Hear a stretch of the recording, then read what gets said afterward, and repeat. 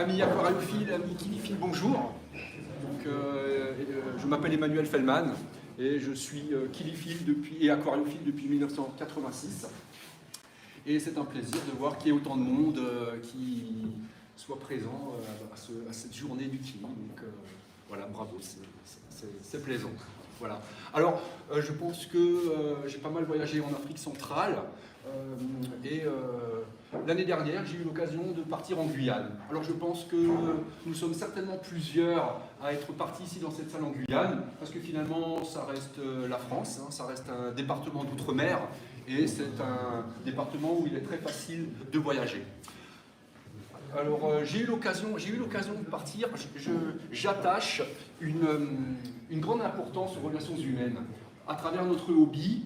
Parce que si on est tous là autour d'une famille de poissons, c'est souvent des relations humaines qui nous font amener à vouloir maintenir telle et telle espèce, à vouloir voyager, à vouloir faire des échanges. Et j'essaye toujours de raccorder l'histoire et le nom d'un poisson à l'histoire d'une personne. Et à travers ce voyage que j'ai fait en Guyane l'année dernière, eh bien, j'ai essayé, à travers... C'était absolument pas un voyage kinéphile, hein, c'était vraiment pour moi un voyage, c'était des vacances, c'était de la détente.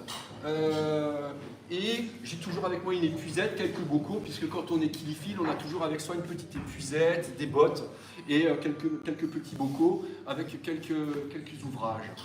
Et si je suis parti en Guyane, c'est à cause de Eric. Alors Eric est un ami congolais, Brazzaville, et il y a beaucoup d'aphiosémions qui sont dans le hobby et qui sont d'origine congolaise, c'est entre autres grâce à Eric qui, en 2010, un peu même avant, m'a dit « mais il faut que tu partes dans mon pays d'origine, le Congo c'est un magnifique pays, va donc tu peux y aller sans problème, librement ». Et c'est entre autres grâce à Eric que les aphiosémions de certaines de mes expéditions sont maintenant dans le hobby. Donc vous voyez, je voulais lui rendre hommage. Alors Eric habite à Cayenne maintenant et chaque fois il prend de mes nouvelles. Donc ça me fait plaisir parce qu'en fait je le connaissais, il était stagiaire dans un laboratoire où je travaillais dans les années 2000 et on garde toujours maintenant les relations. Et donc il habite depuis quelques années à Cayenne. Et chaque année, il me téléphone et il me dit « viens donc chez moi, viens donc chez moi, viens donc chez moi ». Et l'année dernière, un mois de mai, où il est très pluvieux, il faisait très moche, on a eu un été aussi pourri que cette année, me semble-t-il. Il m'avait demandé, et c'était une fin d'après-midi, avec un temps un peu triste, un peu gris, où j'ai dit « écoute, moi je prends un billet d'avion et je te rejoins à Cayenne au mois de juillet, ça ne me pose pas de problème ». Donc j'avais un pied-à-terre à Cayenne, ce qui m'a permis de déposer mes affaires et de partir, comme je le fais toujours en routard, depuis Cayenne. Voilà. Donc Eric et sa femme Vanessa et leur fille derrière.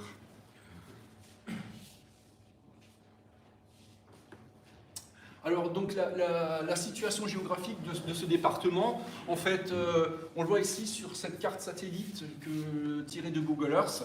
C'est on a la France ici et la Guyane qui est en fait au nord-est de l'Amérique du Sud, à 4 degrés de latitude nord de l'équateur. Ça, c'est intéressant, je vous ai aussi mis cette photo satellite parce que ça permet de voir un petit peu les courants majoritaires qui régissent finalement les lois thermiques de notre planète.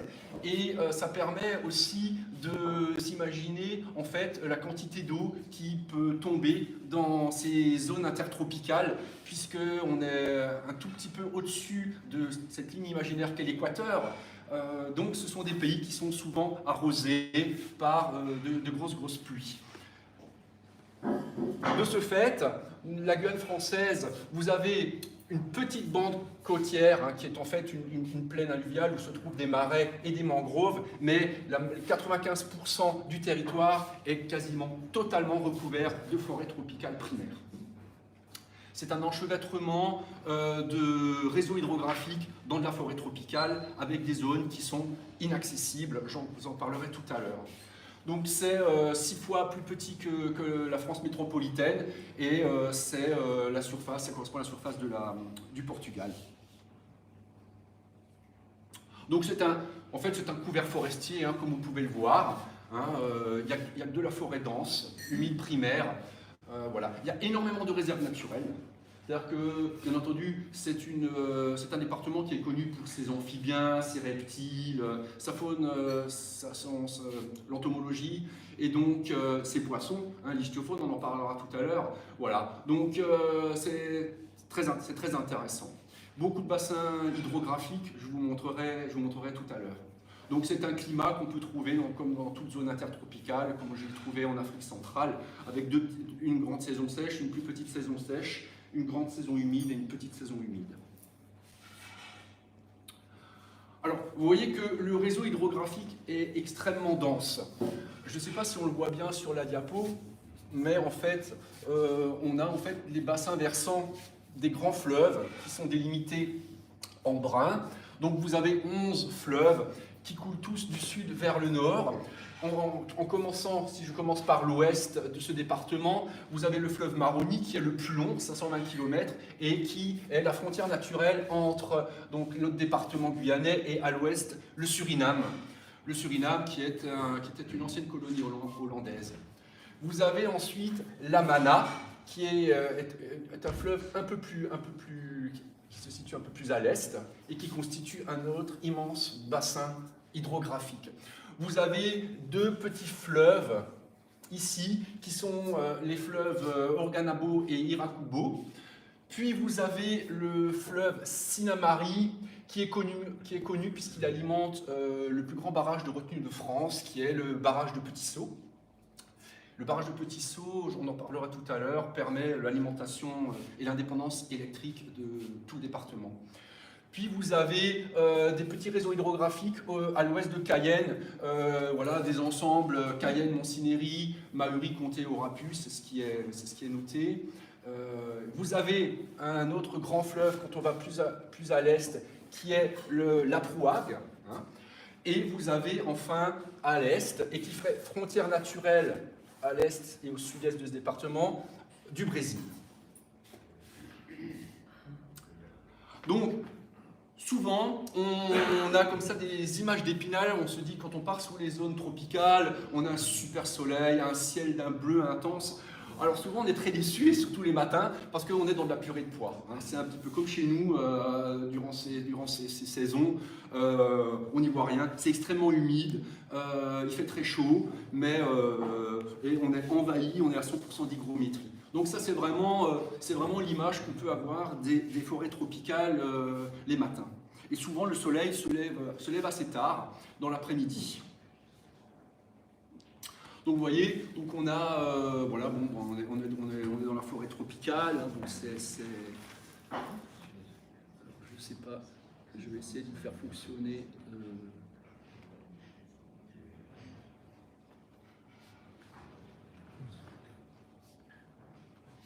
Il n'y a pas de son. Alors bon, bah, c'est pas grave, on va continuer. C'était des petites vidéos que je voulais vous mettre. Voilà, donc on a des rencontres fortuites, la plus grosse mygale au monde. On se promène dans la forêt, on a des dendrobates. Voilà, donc c'est vraiment un milieu très riche, extrêmement riche. Alors pour un naturaliste, c'est vraiment l'apogée. Par contre, alors autant c'est un département qui est extrêmement dense en termes de réseau hydrographique, autant en termes de réseau routier, eh bien forcément, il l'est beaucoup moins, puisque le plus grand moyen de locomotion dans ce département, c'est clairement la pirogue. Il y a plein de taxis-pirogues qui, pour quelques euros, peuvent vous amener à l'intérieur du département, puisque, comme vous pouvez le voir sur cette carte, eh bien, vous avez en fait deux nationales qui partent de Cayenne, une pour partir sur le Brésil, à Saint-Georges-le-Lapoc, et une qui longe la côte atlantique jusqu'à Saint-Laurent-du-Maroni, qui fait frontière avec le Suriname. À partir de là, ou de toute façon à partir de là, et vous avez quelques grandes villes, vous êtes obligé, si vous voulez vous enfoncer dans la forêt, vous êtes obligé de prendre la pirogue à moteur. Il n'y a plus de route, ou alors il existe des petits vols intérieurs pour aller par exemple à Saül. Voilà, donc c'est que par avion vous pouvez y aller. C'est un département qui est finalement, j'en parlerai après, mais par rapport à ce que j'ai connu en Afrique, ça me semble relativement plat, en tout cas pour les parties routières que j'ai faites. c'est moins vallonné, comme ce que j'ai pu connaître en Afrique tropicale, et vous verrez, c'est une partie remarquable que j'ai, comparativement à ce que j'ai connu en Afrique, je vous en parlerai tout à l'heure. Alors le point culminant, c'est la montagne Bellevue de Lignini, 851 mètres, c'est vraiment un espèce d'Inselberg granitique qui culmine sur ce département. Tout le reste finalement est assez plat, comparativement à ce que j'ai connu, en tout cas en Afrique centrale. Alors, je pense que c'est toujours important, avant de partir dans un pays ou un département ou une région, c'est toujours important et pour moi intéressant de connaître son histoire. Ça permet de connaître la culture des gens, ça permet d'avoir une certaine sensibilité, parce que nous-mêmes, quand on part dans ces pays, on a notre propre culture, notre propre éducation, mais ce qu'il faut, c'est un moment savoir où on met les pieds, et ça me paraît toujours être intéressant de savoir quelle a été l'histoire du pays. En l'occurrence ici du département, elle, à mon sens, et c'est pour ça que je la présente, parce que François Jay est né au XIXe siècle, donc je voudrais vous faire une petite aparté, ça me semble être intéressant de connaître l'histoire de ce département, parce que c'est une partie de l'histoire de la France qu'il est bon de se remémorer. Donc la Guyane, c'est pour ça que j'ai intitulé cette partie Histoire de la Guyane à partir de la moitié finalement du XIXe siècle. Donc les premiers occupants sont les Amérindiens, puis les colons européens sont arrivés avec la traite négrière et la Guyane était forcément un comptoir commercial. Donc tout comme l'a fait le Brésil, tout comme l'a fait la Hollande. Donc vous avez, et on le voit encore maintenant, j'ai beaucoup aimé, on a une pluralité linguistique et culturelle dans ce département qui est très intéressante. Beaucoup de gens vivent en communauté et en parfaite harmonie, et je trouvais que c'était assez exemplaire comme type de vie. Et ce qui s'est passé, bon, une fois qu'il y a eu l'abolition de l'esclavage en 1848, il y a eu un manque de main-d'œuvre. Hein. Donc Napoléon III, à partir de 1854, a instauré les bagnes. Alors les bagnes, vous devez les connaître, je pense que beaucoup de personnes ici ont vu le film tiré de l'histoire vraie de Papillon, hein. Ce film est connu, c'est en fait la vie, enfin, c'est un récit autobiographique, mais qui n'est que partiellement de Henri Charrière, qui a réussi à survivre, vraiment à survivre au bagne. Et donc il raconte la vie au bagne à travers ce film qui est pour moi un film qui retrace très bien ce qui s'est passé. Donc on envoyait très loin les gens qui étaient contre la politique en France, la bande Abadère, la bande Bono, tous les anarchistes et les criminels étaient envoyés loin de la France, et si possible sur des îles, comme on peut le voir ici, les îles du Diable, les îles du Salut, les îles et la mer, île et le Père, qui étaient finalement des mouroirs.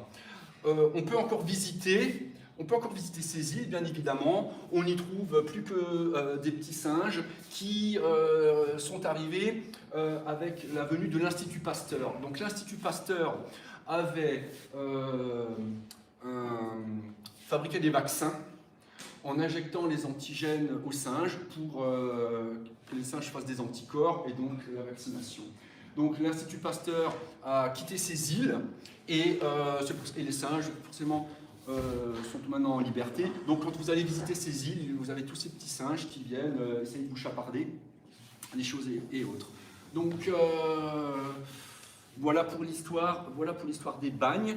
Et ces bagnes, à un moment, ce qui s'est passé, c'est que Albert Londres, qui était un reporter, a écrit, je vous conseille de le lire, moi je l'ai lu, c'est bien écrit.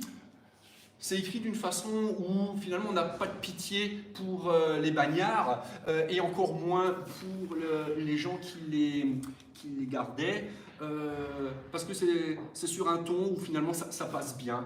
Mais ça a fait écho en France et ce livre quand même a permis à un moment de dire à la France, halte, on ne peut plus on ne peut plus continuer à laisser mourir des gens dans ces mouroirs. Et à partir de 1946, si vous voulez, la France a décidé d'arrêter ces bagnes. Hein.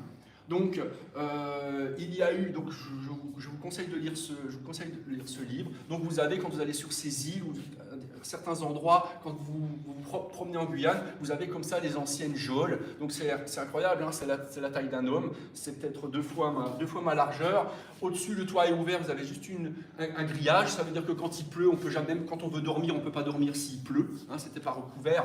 Donc, c'était vraiment, quand les gens allaient là-bas, dans ces bagnes, ils en avaient au minimum pour 7 ans. Et ils ne pouvaient pas rentrer en France, ils étaient encore obligés de rester en Guyane pendant 7 ans. Ça veut dire que le problème qu'ils avaient, c'est que ces gens-là, finalement, ils avaient cette espèce d'étiquette qui leur collait à la peau en disant ben, « je suis un ancien bagnard de la Guyane », mais personne, les civils, la société civile n'en voulait plus. Hein. C'était un petit peu des rebuts de la société, donc c'était des gens, pour survivre, étaient obligés de nouveau de voler à un moment. Donc souvent, ils repartaient à la case départ. Donc en fait, les gens mouraient, une fois qu'on partait là-bas, on ne revenait plus. Et vous avez aussi, des fois, vous traversez la forêt tropicale, vous avez ces anciennes petites voies ferrées qui étaient des endroits où on poussait des wagons lorsqu'on on allait chercher on allait faire de l'abattage en forêt. Et puis ensuite, il y a eu ce qu'on connaît encore, la forte activité d'orpaillage, hein, où il y a eu une première découverte d'un site aurifère sur la Prouague, et puis il y a eu l'apogée dans les années 1910-1930, jusqu'à la Seconde Guerre mondiale. Et souvent, lorsque vous prenez une carte de Guyane, une carte hygiène de Guyane, de ce département, vous avez le nom des placères ou des dégrades, donc ce sont des embarcadères ou des débarcadères, c'était les endroits où les orpailleurs pouvaient avec leur pirogue accoster, et c'est intéressant parce que souvent les noms de ces dégrades correspondent à des prénoms ou à des noms de communes de la métropole, il y avait un souvenir avec la France. Voilà. Donc, et les criques, qui sont ces petits cours d'eau qui les composent, sont souvent des biotopes aquilii, on le verra tout à l'heure. Voilà, et je termine par cette parenthèse historique avec le Centre spatial européen de Kourou, qu'on peut visiter. C'est très intéressant. Vous avez les lanceurs Ariane et les lanceurs Soyouz qui sont là. Et vous pouvez, depuis la montagne des singes, au sud de Kourou, vous pouvez assister au lancement des lanceurs Ariane. Puis les lanceurs russes, puisque depuis la guerre en Ukraine, les Russes ont dû quitter la Guyane, mais leurs lanceurs sont encore présents sur le site de Kourou. Voilà. Donc, à partir de 1990, le niveau de vie de la Guyane dépasse celui des pays limitrophes, hein, qui étaient déjà en crise économique et sociale en raison de l'intégration de la France à l'Union européenne, ce qui provoque des courants migratoires. Et actuellement, la population, depuis 1961, a pris un facteur 8, hein, donc on est à peu près à 269 000 habitants. Alors, comme je vous disais, l'histoire d'une région, l'histoire d'un pays est toujours à associer aux voyageurs, puisque finalement, ce sont des voyageurs naturalistes, ou des cartographes, ou des ethnologues, ou des naturalistes qui ont collecté des spécimens moraux vivants pour pouvoir les ramener, et ce sont des espèces qu'on retrouve encore, certaines espèces qu'on retrouve encore dans nos hobbies, que ce soit aquariophiles ou terrariophiles. Hein. Donc au début, avant le 19e siècle, c'était surtout des évangélisateurs, bien évidemment, mais qu'on ne trouvait que sur la côte. Et puis, à partir du milieu du 19e siècle, il y a eu cette prospection aurifère qui a augmenté. Et à partir de la seconde moitié du 19e siècle, eh bien, on a eu des voyageurs qui ont été vraiment mandatés donc, par des sociétés savantes. Donc on a eu des cartographes, des ethnologues, des naturalistes. Et ces gens-là partaient et étaient dépêchés par l'État, par des musées, pour établir une série de prospections. Alors, l'exemple à ne pas suivre, mais c'est assez incroyable. Alors là aussi, vous pouvez lire au bagne. Si vous vous intéressez à la Guyane, il faut lire au bagne. Mais il faut aussi lire soit un livre, soit les deux. C'est Aventure en Guyane de Raymond Mauffray. Alors Raymond Mauffray, c'était un reporter, un photographe, qui était un jeune... il avait été pendant la Seconde Guerre mondiale, il avait fait de la résistance, et puis il avait une belle plume, et il a décidé, il s'est fait embaucher à l'agence France Presse de l'époque, et il a écrit Aventure au Mato Grosso. C'était voilà, la rencontre la rencontre de la France et des Indiens du Brésil. C'était à l'époque, il faut se mettre dans le contexte de l'époque, c'était la France expansionniste et il avait un petit journal qui permettait de relater toutes les aventures qui se passaient hors de la métropole. Ça donnait à la France une certaine notoriété, un petit peu c'est la situation géopolitique, on appelle maintenant ça de la géopolitique. Le mot n'existait pas encore dans ces années-là, mais c'était la même chose. Et donc, Raymond Auffray est parti, il a fait un très bon livre, et il a commencé à avoir de l'écho auprès de certains éditeurs et de maisons de presse, et il est reparti en septembre 1949 de Cayenne, parce que ce qu'il voulait faire, c'est rejoindre la Guyane, le nord de la Guyane, et rejoindre Belém, au Brésil, en pirogue. Un pari assez fou, et il est parti, et on ne l'a plus jamais revu. On ne l'a plus jamais revu. Cet homme a disparu. Le dernier signe de vie qu'il avait, c'était je crois, fin janvier 1950. Ce qui s'est passé, on a juste retrouvé son carnet de notes, un peu d'affaires sur un dégrade qui s'appelle le dégrade, je ne sais plus lequel, vous m'excusez. C'est le dernier, donc ce sont des orpailleurs qui ont trouvé ces carnets de notes. Et son carnet de notes, à partir de son carnet de notes, ils ont édité, sa maison d'édition a édité Aventure en Guyane. C'est très intéressant à lire, sur à peu près 200 pages, vous avez vraiment, et ça je trouve ça assez intéressant, c'est la déchéance finalement d'un homme. C'est-à-dire que dans les premières moitiés du livre, tout va bien, je voyage, j'ai avec moi des orpailleurs, des Amérindiens qui pour quelques sous m'aident, j'ai un chien, et puis à un moment, on le laisse seul, les orpailleurs rester sur les placères, et lui a continué avec sa pirogue et son chien. Et il vivait en totale autonomie. Donc il fallait manger, boire soi-même. Mais il avait du mal à chasser, donc il mangeait de moins en moins. Il s'affaiblissait, il tombait malade puisqu'il y a la malaria. Dans le livre, il dit tuer Bobby, son chien, pour le manger, tellement il avait faim. Mais ce qui est assez intéressant, c'est que, alors qu'on sent que la fin arrive chez cet homme, on sent quand même que son style d'écrivain est toujours le même. C'est un beau style, et même à la fin, alors qu'il était quand même plus lucide, il disait qu'il avait des fièvres, pendant 3-4 jours, une semaine, il devait rester dans son hamac. Des fois il délirait, mais quand même, dans son style est quand même toujours égal à lui-même, de la page 1 jusqu'à la dernière page. Et c'est ça qui est assez incroyable. Et on n'a plus jamais retrouvé le corps. Vous voyez, c'est un petit peu comme Philippe de Dieu-le-Veut, c'est un petit peu comme ça des gens qui ont des aventures un peu rocambolesques ou romanesques, je ne sais pas comment on peut appeler ça, et finalement ils disparaissent, ils se volatilisent, et ils laissent comme ça des souvenirs. Et ce qui est alors le plus incroyable, c'est que son père à droite, Edgar, 2 ans après, en 1952, a mis toutes ses économies. Donc il était comptable à Toulon. Il a mis toutes ses économies familiales pour rechercher son fils. Et il faut lire le 2e livre, À la recherche de mon fils, de Edgar Moffret, où vous avez toute la vie, en fait, de ce Edgar Moffret qui cherchait son fils, depuis la Guyane, depuis le Brésil. C'est incroyable. Cet homme-là, inconnu, a encore plus voyagé que son fils et a fait des choses vraiment incroyables. Et toute sa vie, il n'a jamais fait son deuil, il a mis toutes ses économies, il a ruiné sa famille pour trouver son fils. Donc vraiment, je vous recommande, si vous aimez les romans d'aventure, je vous recommande vraiment cette histoire vraie. Ils n'ont jamais retrouvé le corps, bien évidemment. Et Edgar a fini presque ruiné sa vie. Et vous avez encore, si vous allez sur YouTube, vous avez encore quelques images de Lina, où il a été interviewé par la télévision. C'est très intéressant et un peu triste.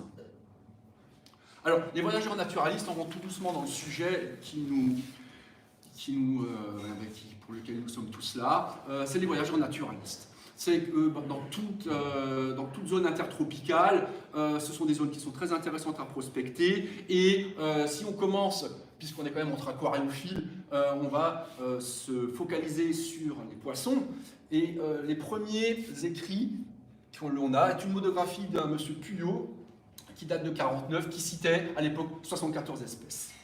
Alors, il fait une espèce de synthèse de tout ce qui a été déjà répertorié avant 49. Donc voilà, c'est des travaux plus ou moins complets de certaines personnes qui sont des ichthyologues et des voyageurs. Puis en 58, vous avez des inventaires systématiques qui ont été établis grâce à l'Institut français d'Amérique tropicale, qui n'existe plus. Puis en 62, les Belges ont fait des longues campagnes de prospection sur l'Oyapock. Et puis, c'est pour ça aussi que ce voyage de Guyane m'a bien plu, vous avez un monsieur Jay, hein, qui était un explorateur français. C'est un pharmacien qui a travaillé pour le Muséum d'histoire naturelle et qui est parti à Madagascar et puis en Amérique du Sud pour faire de la prospection. Et vous avez son histoire que j'ai relatée dans un article qui a édité dans le Quai des Revues, où vous avez en fait, que j'ai repris de la revue d'histoire de la pharmacie. Donc vous pouvez retrouver, si vous le souhaitez, la revue en PDF. Il n'y a aucun souci, sinon vous me la demandez, je peux vous la faire parvenir. Et vous avez un petit peu toute l'histoire racontée en 4 pages, même pas, de monsieur Martin-François Jay, pardon. Donc, en 1897, il remonte la rivière Carseveine et explore ce qu'on appelle les territoires contestés qui faisaient l'objet d'un litige entre la France et le Brésil. Ça s'appelait le contesté franco-brésilien. Donc le contesté avec un C majuscule, c'est-à-dire que c'était une région reconnue par la France. Hein. Mais il y avait un litige entre la France, vous avez ici l'Oyapock qui est maintenant la frontière naturelle, et vous avez ici ce qui était encore la France, ce qui est devenu le Brésil, on en parlera tout à l'heure. Ça, c'était encore la France. C'était la région du fleuve qui porte le nom de cette région, la Carseveine.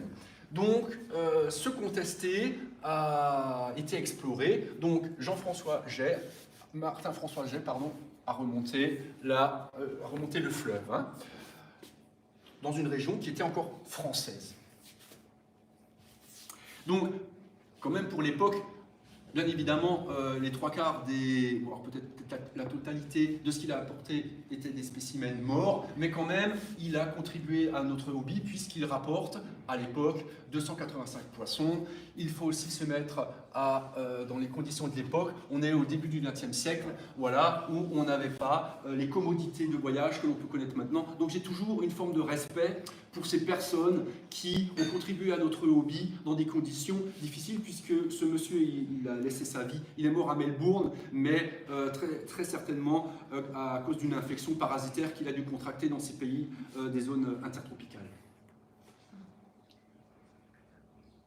Puis, à partir de 76-78, vous avez l'INRA de Kourou, hein, donc l'Institut national de recherche agronomique, avec le Conseil supérieur de la pêche, le Musée national d'histoire naturelle et le ministère de l'Environnement. Vous avez 4 ichthyologues qui ont synthétisé dans 3 très bons ouvrages 10 ans d'exploration des eaux douces de Guyane.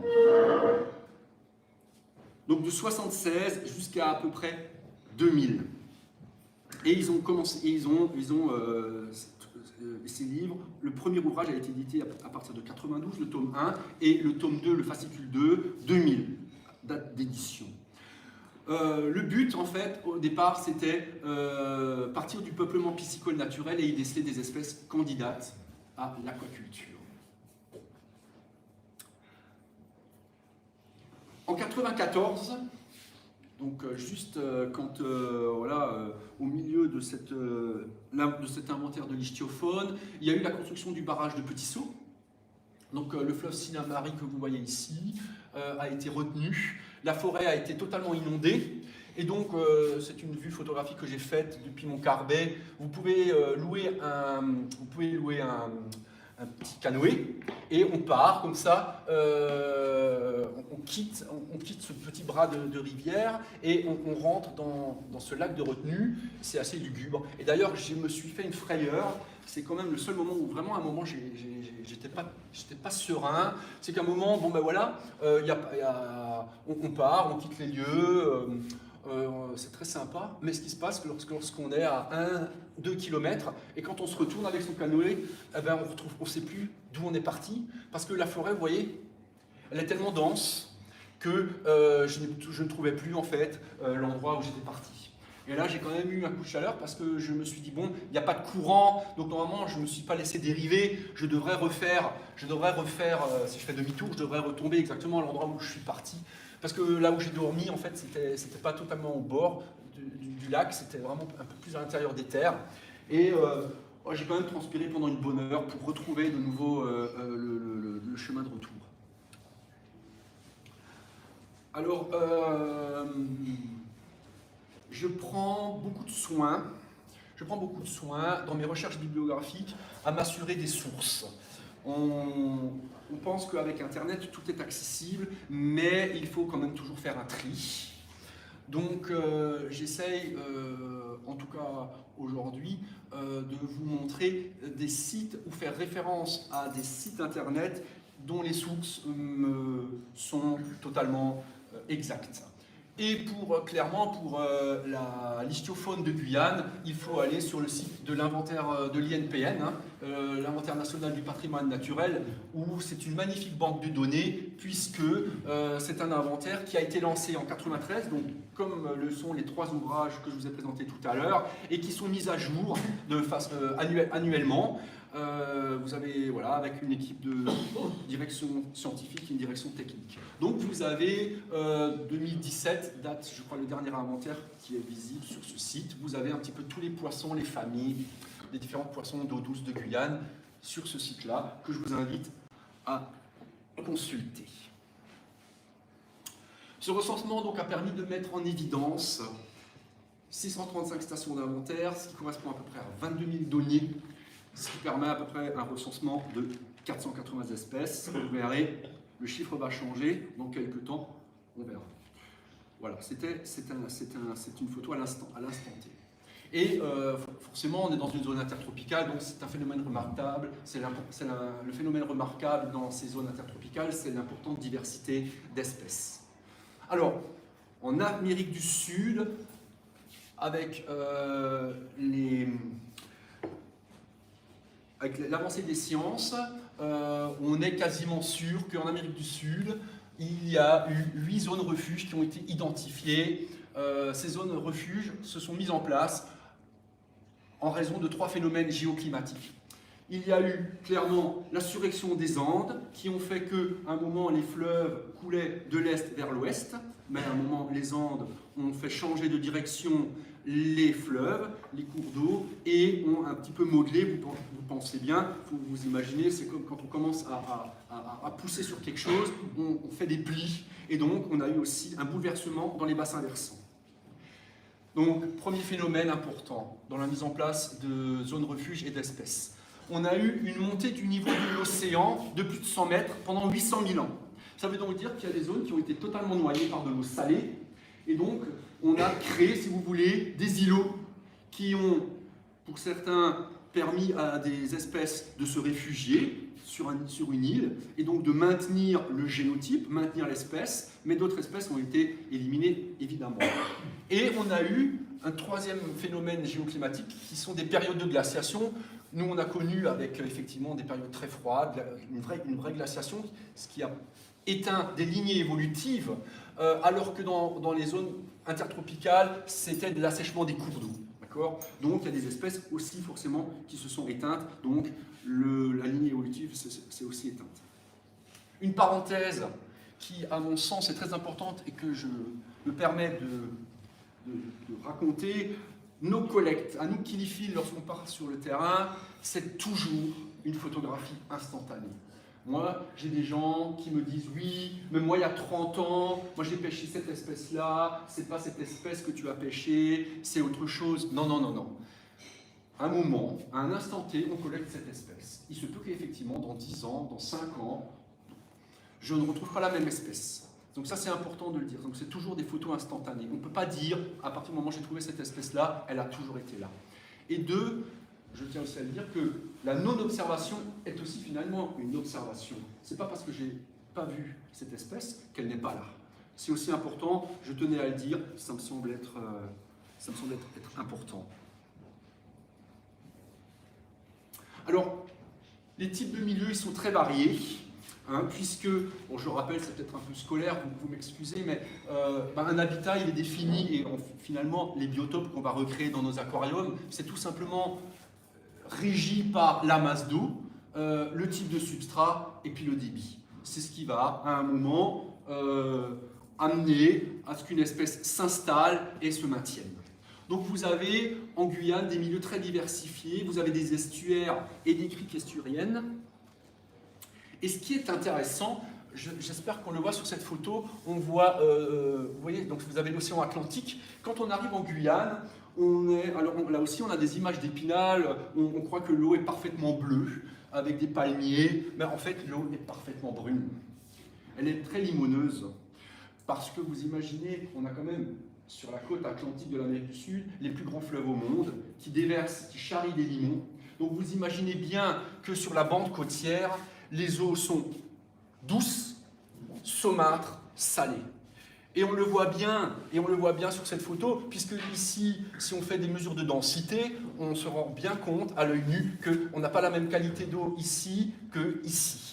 Et ça, c'est important, c'est pour ça que cette photo me paraît être importante. Ça permet aussi de comprendre que des poissons comme Cryptolebia ocellatus est un poisson qui peut tolérer des eaux douces, des eaux saumâtres et des eaux de mer. Et ça veut aussi dire quoi? Ça veut dire qu'un poisson d'eau douce, il peut passer d'un bassin versant, longer la côte et revenir sur un autre bassin versant. Peut-être pas à l'échelle de sa vie, mais à une échelle géologique. Et là, on peut bien le comprendre sur cette photo. Alors, on a ensuite les marais, les marécages, ce que là-bas on appelle des pripris et des savanes inondées, voilà, où on a des espèces qui sont des espèces d'eau saumâtre ou bien des espèces marines qui viennent pondre dans les mangroves. On a aussi ces fleuves ou criques à cours lents, profonds et méandreux. On a des sauts, ce sont ces cascades qui affleurent avec le bouclier, ce qu'on appelle le bouclier guyanais, et qui finalement font des frontières naturelles infranchissables, puisque si on n'est pas un saumon, on ne passe pas cette barrière naturelle. Donc là aussi, c'est facile de pouvoir comprendre comme quoi, à un moment, on a des barrières physiques qui font que des espèces ne peuvent plus se propager ailleurs, sur des cours amont ou sur des bassins versants plus en amont. Et on a aussi, comme on le voit ici, des fleuves à courant sur fond sableux et à eau noire. C'est connu à Manaus, entre le Rio Salimones et l'Amazone. Et on a ce qui nous intéresse, des petites criques, ce qu'on appelle des cricots lents ou plus ou moins rapides, sablo-vaseuses, qui sont clairement les habitats de Norivulus, surplombés par une voûte arborescente. Donc ce sont essentiellement des espèces insectivores, et d'ailleurs on le voit bien, puisque vous le verrez tout à l'heure, lorsqu'on voit la silhouette, la forme du corps d'un lémosaignons, comme les aphlocémions, ils ont une bouche, la lèvre inférieure est située vers le haut, la bouche est sur le haut de la tête, les yeux sont bien plus gros, assez gros par rapport d'ailleurs à la tête, et donc ce sont facilement, quand on voit ces poissons, effectivement, il y a tout lieu de se dire ce sont des poissons insectivores. Et il y a quelque chose que je fais toujours lorsque je ramène avec moi des poissons sauvages. Un des premiers aliments que je donne aux poissons sauvages, c'est toujours intéressant, c'est les drosophiles ou des fourmis. Et les poissons, clairement, ils se jettent dessus. Beaucoup plus que de la nourriture qui tombe au fond. C'est assez intéressant à observer. Donc ce sont des eaux de faible profondeur. Et pourquoi on a tant d'espèces dans cette petite crique? Parce que quand on a peu d'eau, finalement, on bloque naturellement l'accès aux espèces prédatrices de grande taille. C'est pour ça que ce sont des milieux riches, avec des petites espèces très colorées. Alors lorsque on va sur l'Union internationale de la conservation des espèces, sur leur site internet, eh bien, on arrive sur la version 2017 de la liste rouge des espèces menacées en France. Et si on s'intéresse particulièrement à la faune vertébrée de Guyane, eh bien, on se rend compte que le nombre d'espèces présentes en Guyane est passé de 480 espèces en 2000 à 349 espèces en 2017. Donc vous voyez bien que les espèces évoluent, le nombre d'espèces évolue. Les descriptions, des fois, sont fausses. Les poissons se ressemblent. Et donc, on a toujours des chiffres qui varient. C'est pour ça, pour moi, c'était important de vous dire que nos collectes sont des photos instantanées, clairement. Ça évolue. Voilà, c'est comme ça. Ce qu'on a vu hier ne sera peut-être plus la même chose de ce qu'on a vu, de ce qu'on verra demain. Et là la preuve est là. Alors, où dormir? Alors, je pars toujours en routard, hein. J'aime beaucoup. Ça permet d'aller plus facilement voir les gens, parler avec les populations, connaître la culture. Donc, tous les voyages que je fais sont en routard.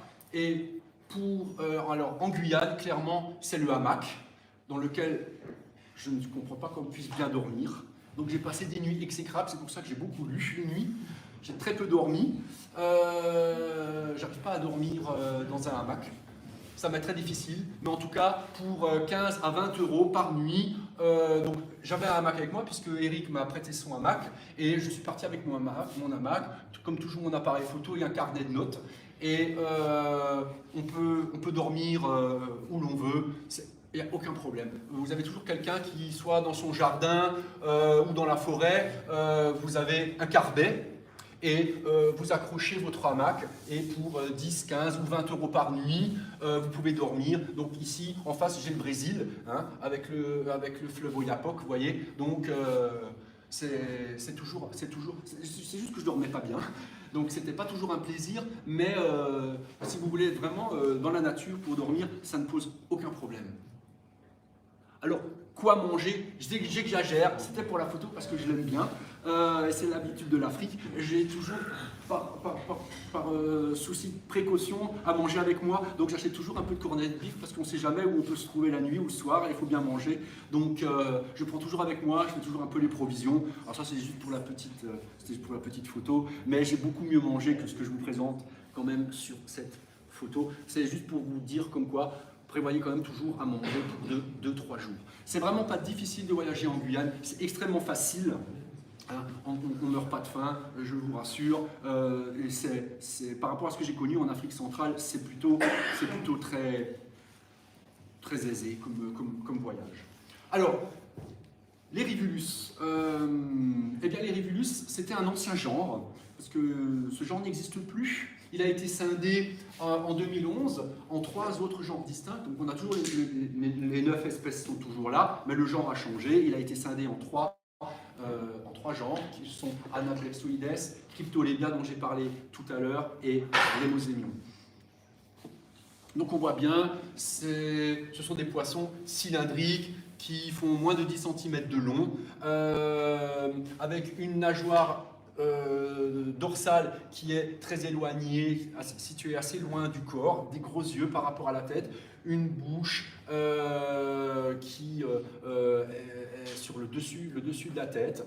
Voilà, ce sont des piètres nageurs qui sont souvent au fond.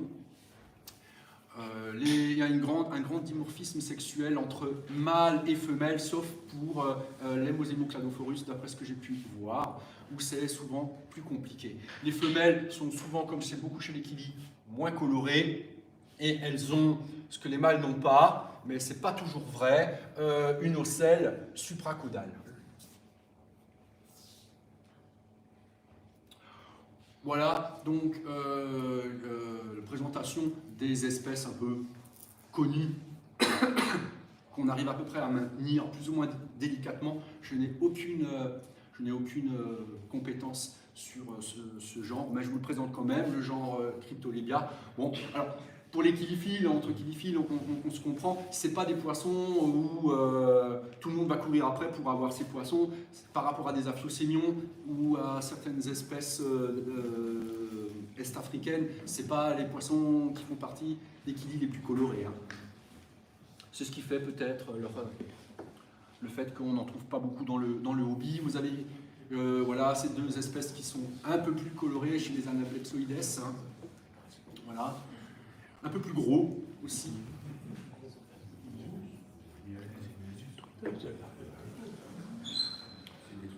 Alors voilà, vous savez, les poissons qu'on trouve le plus, les deux lémosinions qu'on trouve le plus dans le hobby sont clairement Xifidus, hein, lémosinion Xifidus, vous avez le mâle et la femelle. Hein. Souvent, on le verra tout à l'heure, vous avez à droite un poisson qu'on a aussi beaucoup dans le hobby, pour lequel vous verrez, il y a une grande variabilité, comme j'ai dit, j'en parlerai là tout de suite. En fait, on voit bien sur ces poissons, vous avez un avant du corps qui est orné de lignes longitudinales, hein, qui est constitué de petits points rouges sur un fond bleuté. Et vous avez, regardez bien, tout ce qui est avant le pédoncule caudal, ici, vous avez ces chevrons rouges et bleus alternés. Et vous verrez que chez Agilae, Jailli, Cladophorus, c'est un signe distinctif clairement de ces trois espèces. Ce qui va les différencier, c'est la variabilité, et encore, je ne suis pas aussi sûr que ça, de la coloration de la nageoire caudale. Et vous avez ce qu'on appelle les contre-types Agilae, hein, et Jailli. Alors, cette photo en bas à droite d'un Aphyoscenium jailli est assez intéressante puisque elle est... ce poisson est déjà identifié, pas comme un lémosinion jailli stricto sensu, mais déjà un affinis. C'est-à-dire c'est quelque chose qui ressemble à jailli, mais qui ne l'est pas tout à fait. Il a une affinité avec, mais on ne peut pas totalement le mettre dans ce groupe.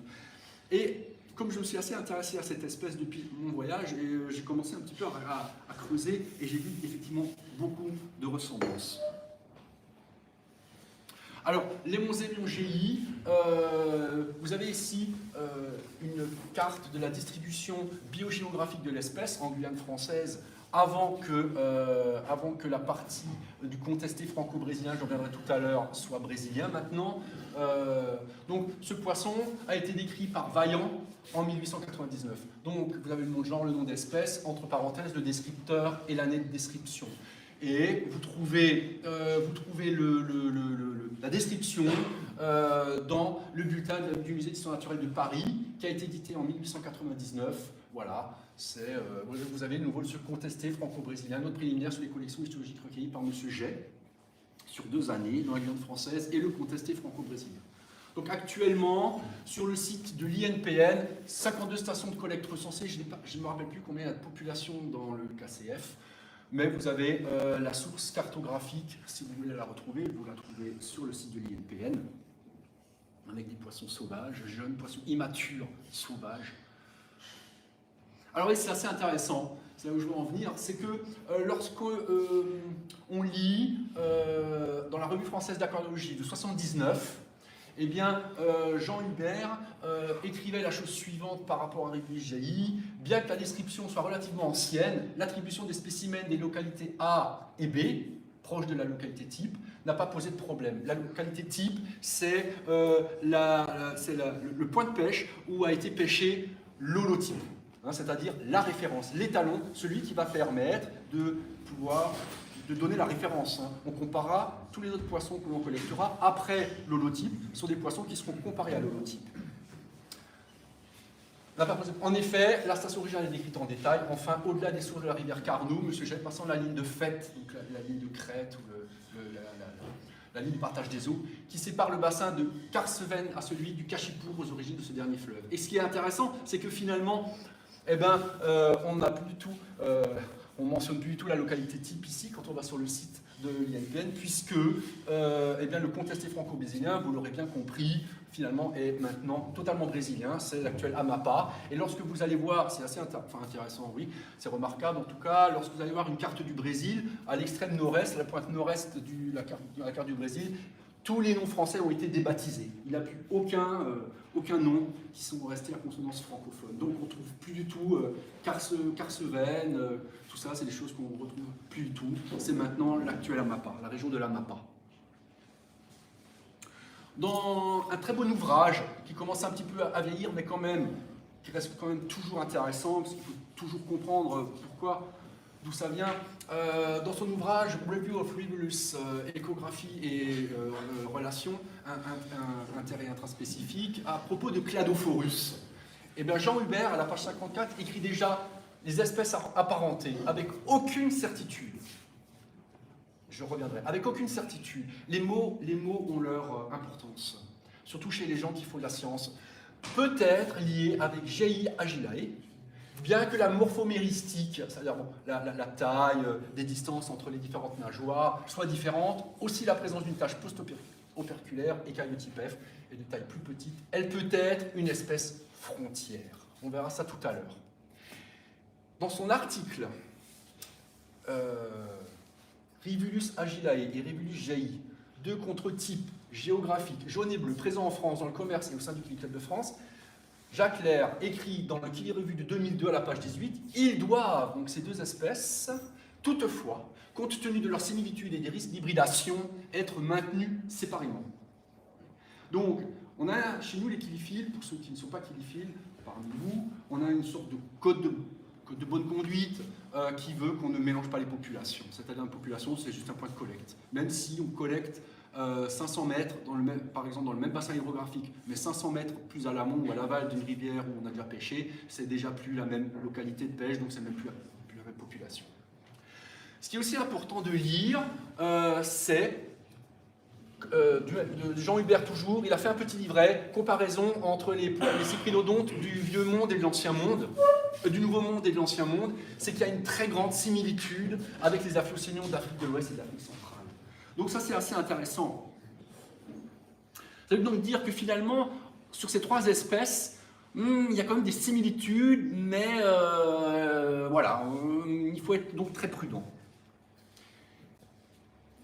Donc, lorsqu'on reprend la revue française d'aquariologie, où Jean Hubert écrit dans cet article à propos de 4 nouvelles collections de Rivulus des Guyanes, avec description de Rivulus diffidus, nouvelle espèce, et Rivulus amphoerus, nouvelle espèce aussi. Donc il a décrit dans la foulée Xifidus, le Moselium Xifidus. Il écrit Rivulus agilae est également fort proche du Rivulus gei. Ils sont isomorphes, donc la même morphologie. Possèdent un patron de coloration voisin, voilà. Et ce qui est aussi intéressant, de plus, il n'est pas exclu qu'ils soient sympatriques, c'est-à-dire qu'ils vivent dans le même biotope, les localités B et D n'étant distantes que de 5 km. Ça veut dire qu'en fait, et ça chez les kiliphiles, c'est un mot que l'on entend souvent, ce sont des poissons qui sont clairement vicariants.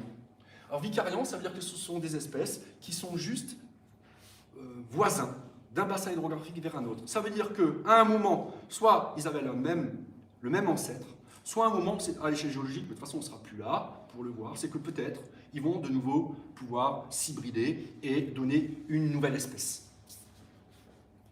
Donc vous voyez, ce n'est pas aussi simple que ça.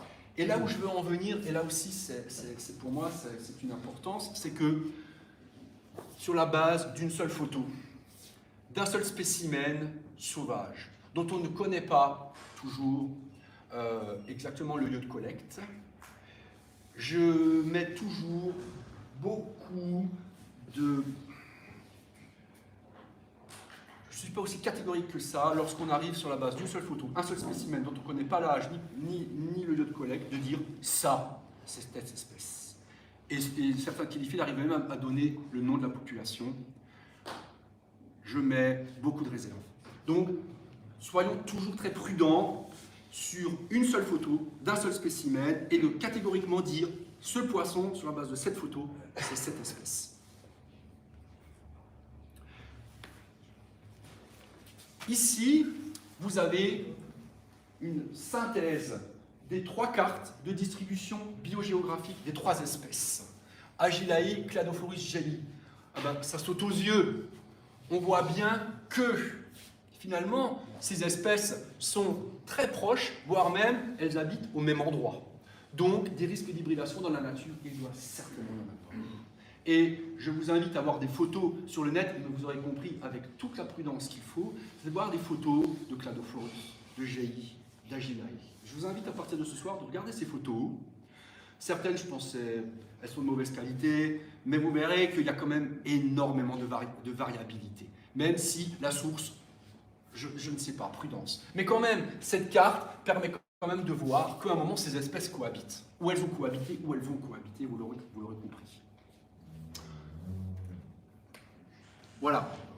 Alors, dans un très bon livre que j'ai découvert aux éditions Biotope, ceux qui adorent l'ichtyofaune de Guyane, je vous conseille de l'acheter. Poisson d'eau douce de Guyane, plongé dans les eaux de l'Amazonie française, de Frédéric Melki, aux éditions Biotope, qui est une édition très intéressante et sur laquelle on peut avoir confiance sur les sources. C'est que finalement, voilà, il parle, lui, déjà de complexe lémosémion jailli. Et dans les dernières pages de ce livre, lorsque vous lisez toutes les espèces recensées, vous avez Cladophorus agilae jailli, mais vous avez déjà Aphinis jailli. Déjà, ça veut dire qu'on a pris en compte depuis 2016 le fait qu'il y a peut-être une quatrième espèce, ou quelque chose en tout cas qui est très proche de jailli, et qui est entre Cladophorus agilae jailli. On ne sait pas trop. Donc, il y a vraiment du travail à faire sur cette espèce. C'est pour ça que c'est très intéressant. Je voulais vous présenter la manière dont on doit prendre de la prudence avec les poissons que l'on maintient. Donc, dans ce qui est écrit, j'ai repris tout simplement ce qui a écrit dans les pages du livre. Nous avons considéré que les individus de la crique diamant correspondaient à l'espèce type, donc l'holotype, de l'est de la Guyane. Dans le centre et l'ouest de la Guyane, à l'intérieur des terres, se rencontrent différentes populations présentent globalement le caractère de la caudale rayée verticalement. Les différences avec les individus de la crique diamant sont toutefois assez nombreuses. Ces différentes populations dont le statut reste à préciser sont illustrées ci après. Il pourrait également exister des hybridations avec les Mosémion agilae. À la page 283, l'auteur présente l'espèce qu'il considère comme l'espèce type, celle qui appartient réellement à GI. 2 pages après, il présente une seconde population qu'il nomme l'Hémosémio confère GI, Nourag. Crique Nourag, c'est à Laprouag. Laprouag, c'est à l'est du département. Et à la page 287, il présente une troisième population qu'il nomme aussi l'Hémosémion confère GI, Mitaraka, qui est au Maroni. Le Maroni, qui est totalement à l'ouest, frontière avec le Suriname. Donc vous voyez bien que c'est finalement une espèce qui envahit le réseau hydrographique, en tout cas qui a l'air de s'hybrider. Voilà. Donc l'habitat de ces lémosémions, eh bien, voilà, comme j'ai dit tout à l'heure, j'ai repris la phrase, abondamment recouvert de feuilles mortes. Vous voyez bien sur cette photo. Ce sont des flaques ou des petits bras morts. L'eau y est croupissante et temporaire. Je parlerai de diapause tout à l'heure. Donc en fait, soit ce sont des espèces de grosses flaques, parce que je suis venu après la saison des pluies, donc il y avait des reliquats. Donc là-dedans, on se promène et d'un coup, on a de la boue jusqu'ici, un peu comme je l'ai vécu lorsque j'ai trouvé des diaptérons au Gabon. C'est pareil, on a une petite lame d'eau, et puis ensuite on s'enfonce sur presque 50 cm, voire plus, dans de la boue, dans du sédiment. On reste des fois coincé, c'est même dangereux quand on est tout seul. Ça sent abondamment l'H2S, donc l'œuf pourri. Mais là-dedans, vous avez des poissons qui sont sous les feuilles et qui sautent. Et des fois, vous avez des eaux qui sont complètement turbides et croupissantes. Et quelquefois, comme ici, c'est des eaux qui ont un petit peu, il y a un débit. Alors, on pêche, et quand on pêche en Guyane, c'est très restrictif. Tout ce qui est, ceux qui ont des dendrobates le savent bien, ceux qui ont des serpents savent bien. On ne quitte pas ce département sans s'affranchir de la réglementation. Donc, je vous envoie à Légifrance, qui vous donne ce qu'on peut ramener en France métropolitaine, combien d'espèces, lesquelles sont interdites. Vous allez, comme je l'ai fait, dans un centre vétérinaire pour faire avoir un certificat sanitaire international pour le transit des animaux de compagnie, que vous présentez si jamais ça vous arrive à Paris. Les poissons sont un spécimen, donc des jeunes spécimens que vous avez vus en photo tout à l'heure, sont mis dans quelques centimètres d'eau, dans des petits pots de 5 x 3 cm, 15 cm², dans lequel vous mettez dans un sachet, avec fermeture avec curseur, autorisé en cabine. Vous mettez ça, un pot dans un sachet, et vous pouvez mettre ça dans vos bagages sans aucun problème. L'acclimatation, c'est important. c'est très important. Peut-être qu'on ne prête pas toujours assez d'importance à l'acclimatation. Eh bien, elle se fait tranquillement au goutte à goutte. Et on essaye de recréer ce qu'on a vu dans le milieu, c'est-à-dire moi j'utilisais beaucoup d'eau de pluie. Alors cette année ça pouvait le faire, mais les quelques années auparavant avec la sécheresse, depuis j'achète de l'eau de source embouteillée avec un pH légèrement acide, une dureté extrêmement faible et un THC tout autant faible. Quelques feuilles de chêne ébouillantées, un peu de tour de fibreuse. Ce sont des poissons qui sont des bons sauteurs, ils sont réputés comme sauter dès que vous avez un petit trou dans le couvercle. Les poissons, vous les trouvez séchés au bord de vos aquariums. Ce sont des poissons qui ont la faculté de changer d'un cours d'eau à un autre. Donc vous imaginez bien que lorsqu'on parle d'hybridation, un poisson qui peut aller d'un cours d'eau à un autre, il est totalement capable, dans les limites de ses possibilités bien évidemment, et de la pluviométrie, en fait de l'hygrométrie, il est totalement capable d'aller d'un sous-bassin versant vers un autre sous-bassin versant. Donc l'hybridation, on peut comprendre que c'est tout à fait plausible. Donc on couvre bien. Donc j'utilise des Faunabox que les terrariophiles connaissent, avec du papier film étirable. Je vérifie quand même toujours l'erreur du débutant, qu'on n'ait pas de montée de nitrite pendant les 2 premières semaines de l'acclimatation. Désinfecter, ce sont des poissons sauvages. Vous ramenez donc des parasites, des bactéries, des virus. Donc vous désinfectez. Le meilleur moyen de tuer sa batterie, c'est d'apporter des poissons sauvages ou des poissons dont vous ne connaissez pas réellement la provenance. Donc tout ce qui a été en contact avec le poisson doit, à mon sens, être désinfecté. En ce qui concerne l'acclimatation, donc vous avez vu, ce n'est pas des poissons qui sont extraordinairement colorés par rapport à ce qu'on peut connaître des espèces africaines, mais elles requièrent le même type de maintenance. Ça reste quand même des espèces au départ robustes. Il n'y a pas de difficulté majeure à les maintenir. Vous maintenez, il y a cette fameuse notion de population chez nous, vous les maintenez dans des bacs séparés, vous ne mélangez pas, même si c'est la même espèce, on ne mélange pas les populations entre elles. Les bacs doivent être hermétiquement fermés, densément peuplés, filtrés avec des filtres boîtes, donc ça demande, vous voyez, peu de logistique, on va dire, et les plages de température, en fonction du préférendum thermique de l'espèce, entre 19 et 30. Les eaux que j'utilise, vous l'aurez compris, sont essentiellement des eaux embouteillées. Je collecte quand je le peux, ici dans mon jardin, des eaux de pluie. Et vous avez ici des installations. Donc chez les killifish, ce qui est bien, c'est qu'on peut avoir des bacs d'une centaine de litres et jusqu'à des bacs d'une dizaine de litres, voire même moins. Et on maintient ces poissons dans des aquariums qui sont munis, dans le fond, de tourbe, un peu de feuilles de chêne, de feuilles de catapa. C'est toujours bien de mettre des substrats de ponte, puisque ce sont des poissons qui pondent soit dans les sédiments, soit dans les racines ou les radicelles. Donc on peut fabriquer ce que les killifish, on appelle ça un mop, c'est un écheveau de laine avec de la laine acrylique. Vous faites tremper ça dans quelques litres d'eau. La nourriture est extrêmement importante. Les poissons, si vous voulez des poissons qui se reproduisent bien, à partir du moment où vous avez un couple reproducteur, un bon couple reproducteur, vous les nourrissez, comme je vous ai dit, ce sont des poissons insectivores. Donc moi je fais toujours des cultures de drosophiles. Lorsqu'on le peut, à partir de la fin de l'hiver, avec les premiers jours où il fait beau et chaud, on peut trouver dans les mares des larves de moustiques et des puces d'eau. Et ceux qui aiment bien faire de la microculture, vous avez des enchitrés, des vers grindales, des choses comme ça. Donc la nourriture vivante. Changement d'eau, nourriture vivante, et ça marche bien. En termes de reproduction, donc, soit comme je l'ai dit dans les sédiments. Donc les sédiments, ce sera tout simplement de la tourbe pulpeuse qui sera posée au fond. Soit moi ce que je fais, je mets de la tourbe ébouillantée pour qu'elle coule dans des petites boîtes.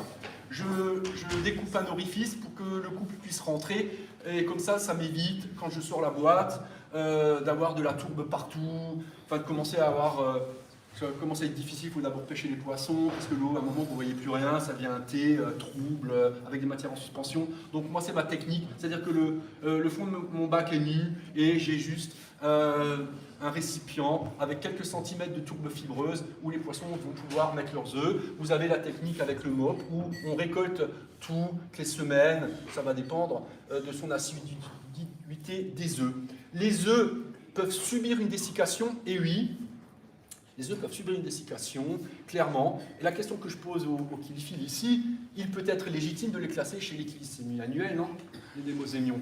Moi, je ne vois jamais, dans aucun article, quelqu'un dit oui, c'est une espèce semi-annuelle. On ne parle que des aphiocénions d'Afrique de l'Ouest, mais pour moi, clairement, les mosémions, on peut le rattacher au groupe des kiliphiles semi-annuels, clairement. Et d'ailleurs, lorsque vous lisez l'article de Jacques Lair de 2002, qui est un bon article, clairement, il parle de la méthode qu'il dit semi-artificielle, donc c'est-à-dire qu'il collecte ses œufs dans les mops, et à un moment, il les coince entre deux couches de tourbe humide, bien humidifiées, pendant 2 semaines, à 24 degrés, et il vérifie, comme on l'a vu sur la photo, dès qu'il voit les alevins avec l'œil bien visible, il les met sous eau. Donc vous voyez, les œufs, soit vous les mettez à l'air, si on fait de la méthode semi-naturelle et pour des espèces semi-annuelles, et vous avez des petits bacs ou ici des petites boîtes en plastique qui vont vous permettre de bien vérifier la descendance et de faire éventuellement des statistiques. Voilà. Donc, vous voyez, le kiliphile, en fait, on dit toujours, méfiez-vous quand un kiliphile vous dit « Ah, mais les kiliphiles, ça ne demande pas beaucoup de place, regardez, c'est des tout petits bacs. » C'est juste que le kiliphile, en gros, il a à peu près entre 50 et 100 aquariums.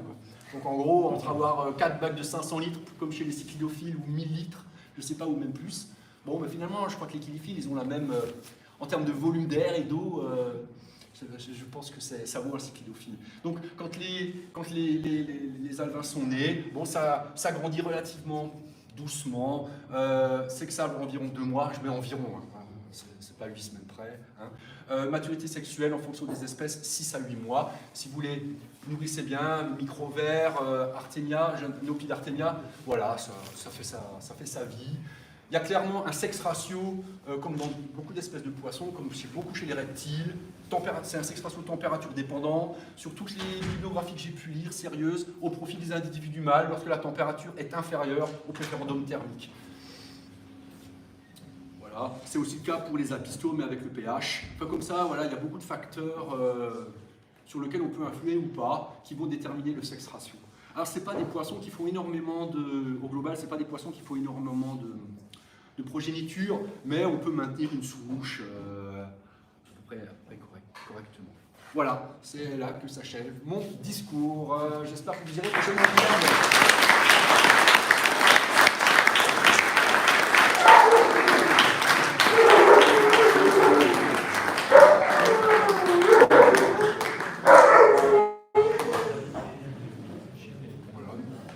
Si vous avez des questions, j'essaie de répondre. Si je peux pas répondre. Semi-annuel, ça veut dire. Alors, c'est une bonne question. Pour ceux qui ne savent pas ce que c'est que l'annualisme, qui sont non kiliphiles, il y a des poissons comme les poissons d'Afrique de l'Est, certains poissons d'Amérique du Sud, auxquels il faut imposer à l'œuf, donc à l'embryon, ce qu'on appelle une diapose. C'est-à-dire que pour arriver à terme, l'œuf est obligé d'être mis au sec. L'œuf est sorti de l'eau, et comme vous imaginez dans ces pays, c'est que nous on parle de sécheresse, mais ce qui est assez paradoxal, c'est que finalement ces espèces qui viennent de zones intertropicales, eux, l'absence d'eau, ils la connaissent, et ils ont depuis longtemps évolué avec, adapté. Ils se sont adaptés, puisqu'à un moment, les poissons adultes vont mourir, puisque voilà, la mare, le marigot va s'assécher, on a des sédiments qui vont sécher, les œufs sont dans les sédiments, mais à un moment, l'embryogénèse va s'arrêter. Le métabolisme va s'arrêter, enfin il va être ralenti. Et donc à partir de ce moment-là, on est obligé de recréer cette condition, c'est-à-dire d'extraire l'œuf de l'eau, de le mettre au sec, ou en tout cas dans une ambiance humide et oxygénée. L'embryogénèse va continuer, et puis lorsqu'on voit, comme la photo que je vous ai montrée tout à l'heure, un alevin prêt à éclore avec l'œuf bien visible, on les remet dans l'eau. Et donc un semi-annuel, c'est tout simplement un poisson qui... la diapause n'est pas obligatoire. C'est-à-dire que ce sont surtout des poissons qu'on trouve en Afrique de l'Ouest, dans des endroits où il y a beaucoup de vallées, avec des fonds qui ne sont pas toujours imperméables. Et donc, quelquefois, les adultes meurent, et quelquefois, les adultes restent plus longtemps. Mais leurs œufs sont quand même capables de résister à la dessiccation. C'est donc du semi-annuel. C'est une semi-annualisme. Voilà, Pursley Amietti. Ce que je t'ai dit peut-être. Oui, je t'ai dit aussi. Hein quelques Fundulopenthax. Ah oui, qu'est-ce qu'ils sont en Afrique de l'Ouest? Vous voyez? À l'exception des Congo, voilà. tu la mets juste. Alors que les notions, voilà. Voilà, donc ce qui est semi-annuel, ça veut dire que ça peut, tout simplement, on peut, mais si on ne le fait pas, c'est pas grave, l'embryogénèse aura de toute façon lieu. Voilà. Alors que l'annuel strict, le processus de dessiccation est obligatoire dans le phénomène d'embryogénèse pour qu'il continue à se faire.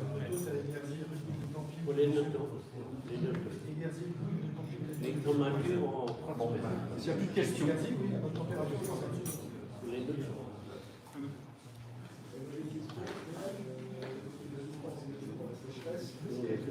Je ne comprends pas.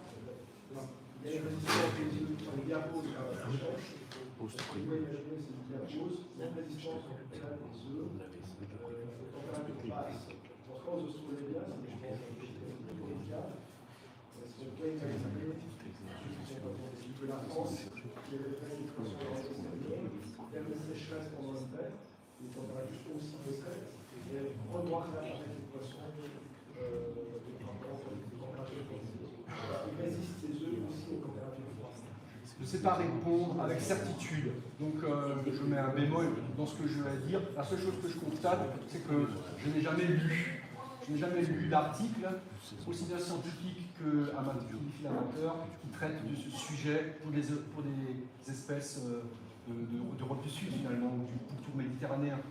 Hein, c'est ça votre question. C'est d'acclimater des espèces tropicales, pas des Australélias, oui.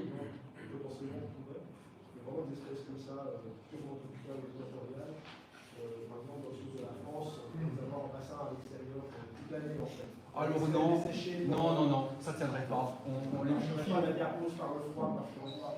Moi je pense que tout simplement, c'est des espèces qui ont évolué dans des zones intertropicales, donc à partir du moment, donc les processus biochimiques. En fait, une réaction biochimique, on a une vitesse de réaction. En chimie, il y a toujours une vitesse de réaction. Elle se fait souvent à une température optimale. Lorsque ces températures, c'est ce qu'on appelle le préférendum thermique, ceux qui ont des reptiles le connaissent bien pour les serpents, par exemple. C'est-à-dire que lorsque, des fois, à 3, 4, 5 degrés de différence, plus ou moins, par rapport à une courbe de Gauss, une courbe de l'eau normale, à un moment, l'espèce meurt, l'espèce périphérique, parce que elles ont évolué depuis des milliers et des millions d'années, elles ont évolué à ces températures, ça ne peut pas tenir à des températures aussi basses que les températures que l'on rencontre sous nos latitudes. Hein. Je vais demander ta réponse par rapport à ta question sur le fait de baisser les températures de diapause, etc. L'expérience sur les notobrancus, en fait, va bloquer le développement, voire amener les œufs à crever. Après, il a pu se faire, Didier Pied avait fait un travail là-dessus, notamment sur les animaux tropicaux sud-américains, où en fait, en première phase du développement embryonnaire, aussitôt récolté, il bloquait le développement embryonnaire de ces œufs en mettant les œufs directement au frigo. C'est-à-dire les conditionné pour l'incubation, il mettait au frigo à 4 degrés, et là, il pouvait tenir jusqu'à 2 ans avant de ressortir pour provoquer le déclenchement. Les espèces sud-américaines, sud-américaines, par exemple, Paraguay ou valable. Alors, il a testé sur les Australélias, notamment Possissquama qui supporte les températures fraîches. Possissquama, à l'heure actuelle en France, tu pourrais quasiment tenir à l'année dehors, mais il l'a aussi fait sur les tropicaux, vraiment tropicaux, beaucoup plus délicats, comme Semi-Ocellatus, comme Costaï, etc.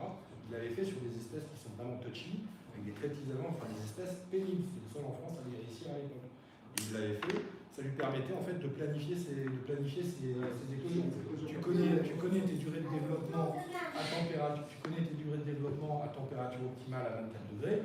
Tu récoltes, tu sais que dans 4 mois, parce que ça fait 4 mois, tu tu sais que dans 4 mois, tu peux pas, tu as le mariage de machin, de ceci, de cela, tu ne seras pas là, bah, tu mets au frigo d'entrée et tu planifies ensuite tes développements embryonnaires en fonction de ta durée d'incube.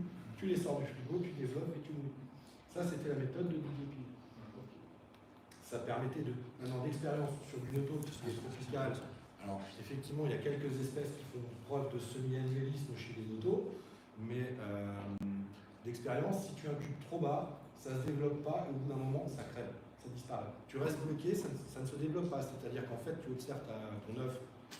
S'il est incubé trop froid, tu auras le disque embryonnaire de départ, tu n'auras même pas un début de... Ça va rester à 4 ou 8 cellules, et puis derrière, après, ça ne se développera pas jusqu'au moment où ça va crever. Parce qu'en fait, sur la durée, dans le petit sac, etc., tu n'arrives pas à tenir ton hygrométrie correctement, tu n'arrives pas à tenir ton oxygénation, etc. Sur du long terme, à cette température, ça crève. Bah, sur la première phase de développement, en les bloquant, oui. C'est-à-dire qu'en fait, là, tu les bloques, tu les sors ensuite en les mettant en condition optimale. Lui, il a testé jusqu'à 1 an et demi, 2 ans. Pour certaines espèces, ça fonctionnait. Il préconisait maximum 1 an. Il laisse se développer un petit peu, puis il Non, il ne laisse pas se développer. Il récolte, il conditionne, il met au frais. Il bloque sur la première phase de développement. Parce qu'en œuf annuel, tu as 3 phases de développement embryonnaire. Et le problème, c'est que si tu te foires sur la mise en eau pour certaines espèces, la clef de tir, elle est vraiment très ténue. Donc tu dis, bah, je fais ça dans 3 semaines, sauf que 3 semaines après, c'est baisé. Donc ça permet vraiment de placer. Et là, c'est pareil, si tu fais des recherches sur le site du KCF, tu trouveras les articles publiés sur on va dire le stockage en France. Bon, j'ai une question très scientifique. À l'époque, on parlait du nombre de chromosomes variables. Est-ce que cette notion existe toujours? Je la vois de moins en moins. Parce que ce serait intéressant pour étudier l'arrivée de l'être humain sur Terre. Ouais, alors ce qui est sûr maintenant, on travaille plus sur les chromosomes, on travaille quand même encore à l'échelle plus microscopique, on travaille directement sur l'ADN. Oui, mais le nombre de chromosomes est important aussi. Oui, il est, et ça a été documenté par Scheele. On voit, voilà, par Scheele, après, je crois que plus personne n'a travaillé sur les chromosomes, il a pu mettre en évidence qu'effectivement, le nombre de chromosomes variait au sein d'une même espèce, mais voilà, c'est un support de travail qui a été abandonné. Parce qu'on aurait pu utiliser des kiwis à la place des drosophiles qui ont disparu, ensuite le cardinal de cerveau. On a utilisé dans les labos. Le Danny Aurelio. On aurait pu utiliser le kiwi.